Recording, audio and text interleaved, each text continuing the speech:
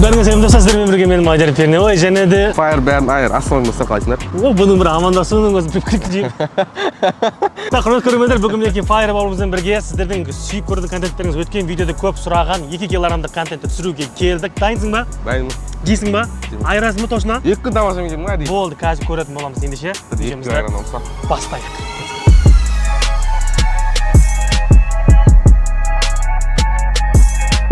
Жалпы айтқанда құрметті көрермендер, негізі бірінші сезонда бізде БК бауырымыз түспеген, қазір екінші сезонға келіп отыр. Білесің ғой ережені чөп қойшы? Точно ма? 2 килограмм жеп. Бұл жол кішкене ереже басқаша. Қазағына билет қоямыз, таңдайсың өзің, короче. Ана қатық баған 2 килограмм жейсің деген нәрсе жоқ. Билетпен қайсысы түседі, бағыңа байланысты.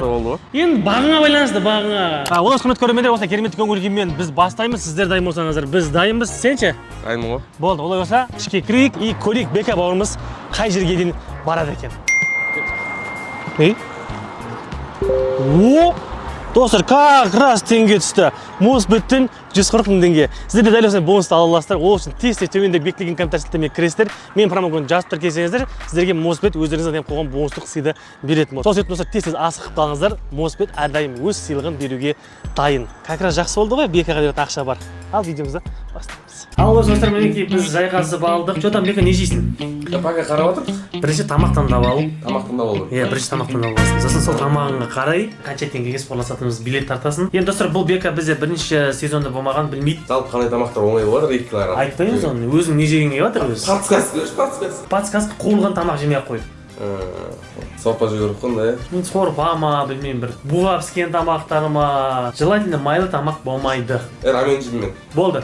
Уверенсің ғой, меню чаптық. Енді билет қойдық. Мына жерде сен неше килограмм тамақты қанша уақытта жеп қойсаң, мынанша теңге ұтып аласың деген билет бар, короче. Тартқан екен, түсінесің өзің. Негізі бізде 6 вариант бар еді, просто өткенде біреуін жоғалтып алдым. Так что 5-еуі бар. Бұл жерде минимум 300 грамм мен максимум 2 килограммға дейін ғой, енді бағыңа қарай көресің, иә. Таңдадың, ал. Ойландың. Теріс қарат.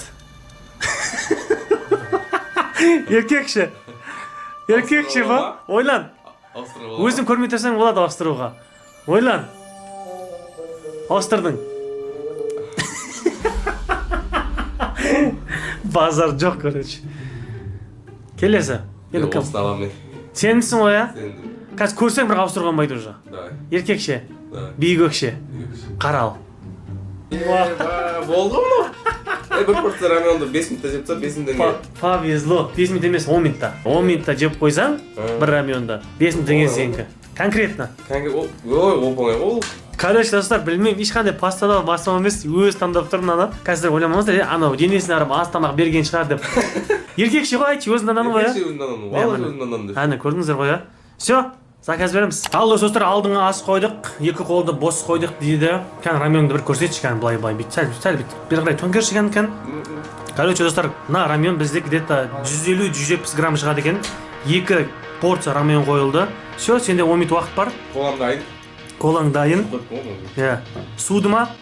Суды. Болды, жей аласың ғой. Ішіп көрші, бір қасық ішіп көрші, бірінші сосын бастаймыз. Кәні. Суды ма? Нормально ма? Бастадық па? Кетті, ыстық еді, анау жоқ, кетті, уақыт кетті.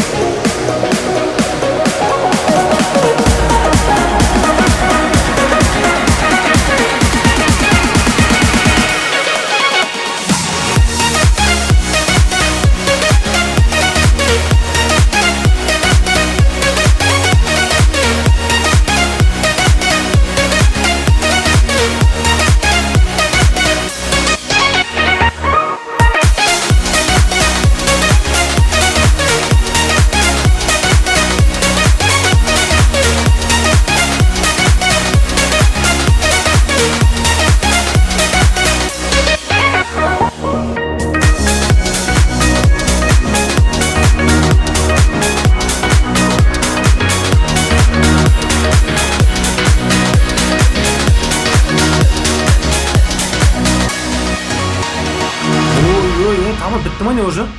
Бізде достар, короче, сәлек қалды. 3 минут өтті. 3,5 минутқа кетіп барады. Мана. Мана.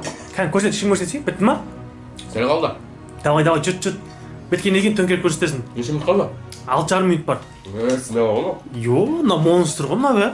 Денесіне қарап, жей алмайды, мен бүгін 5 теңге істеп әкетемін ойнап тұрған едім. Дайындай берейін ба?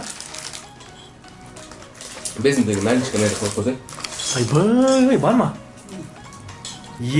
Ма, потолоксың бека. Аңыз адамсың сен. Потолок. Екіншісі кетті ма? Екіншісі кетті. Бірақ екіншісі біріншісіне арнасы көрсе аз болады енді по-любому. Көрейікші ал. Демалып алып жүрмін ғой мен. Өзің біл. Аспай, сыртып алып ше, былайдан ше, дейді. Ане хабар піс дәне істеп келесің ба? Далаға барып қортып жүріп келесің. 5,5 минут уақыт қалды. 5,5? Делай.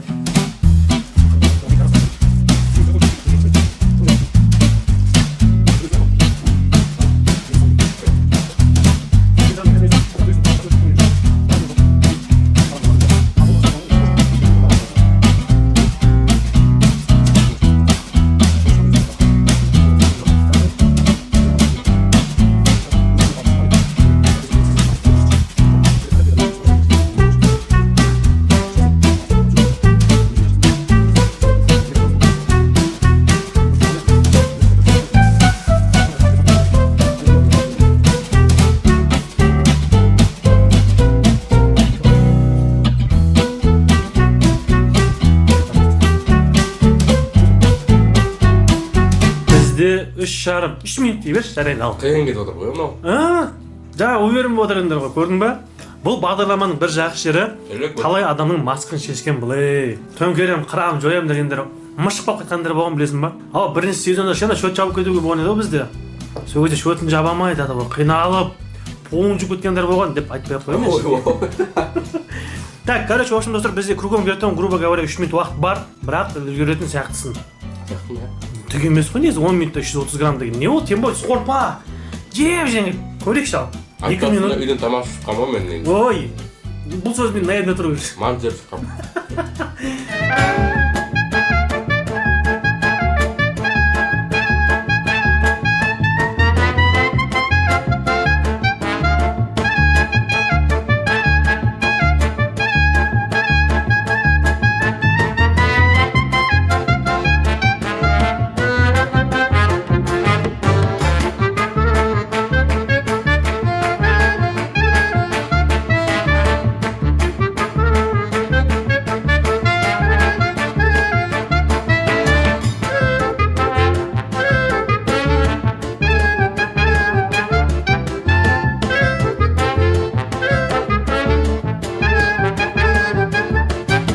Аузындағы жүр.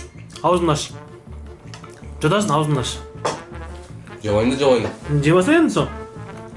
Бір минут бар ма? Аспай шынайында. Бесінден наличка қайда? Бар, уайымдамасың. Бар ма точно? Бар. 5 минут қалды? 40 секунд. Смело, маня. Ашим, маня. Ашим, 2 килограмм әкеле беріңдерсің ау. Еркекше. Келесі сезонға түсіп тұрсың, маня. Қой, ауыз аш. Ашса ауыз түрін көрсетпей. Бір кеттер арасында қалып қалған ғой. Главное, жұттың ба? Давай, 14 секунд қалды. Қан, болды, короче, стоп. Все, достар. Короче, жеді 10 минутта 330 граммда жеді. Красавчик, қолдап қаш. Молодец, міне легенда, міне гангстер. Кто легенда, кто гангстер? Файер. Ай, бұл. Ал достар, бұл өтсе қазір мінеке Бека бауырымызға 5 теңгесін мінеке лақтырдық. Енді просто мотивация болсын дедім да, езам. Негізі Каспийде ол, наличкастамал қай заман.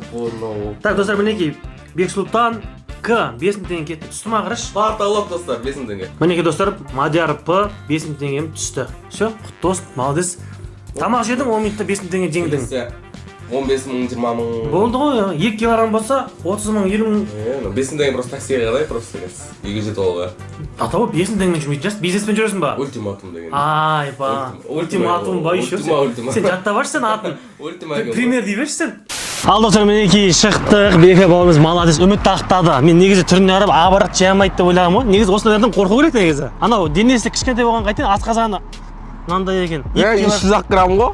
2 килограмм берсең 2 килограмм жейін деп тұр ғой, көріп айтқан кезде. Досым, не дейміз, красавчик, құдай қаласа, алдағы достар 3-ші сезон болса, тағы да Бека бауырымыз шақырамыз. Сол кезде 2 килограмм жейін деп тұр енді. Жейін. Еркекше, биік өкше. Бірақ ыстық болып болса. Да? Андай Хорошо, что ащы болмады. Осылай бір бәле жесем бар деп Бұл тұрмын. келесі жолы дайындала бер, не тамақ Ана жейсің. білем, ол былайын ақша бейді. Сөйтіп. Ал достар, Бека бауырымызға сенген оқырмандар болса комментарий жаза кетіңіздер. Ол осы біз видеоны аяқтайық. Сіздерге ұнаған болса лайктарыңызды аямай басыңыздар, арнаға жазыңыздар, комментарийға обязательно пікірлеріңізді қалдырып кетіңіздер. Видеоның соңынан көргендеріңізге сіздерге көп-көп рахмет. Ал достар, біз сіздермен қоштаспаймыз. Жаңа келесі кездескенше аман сау болыңыздар.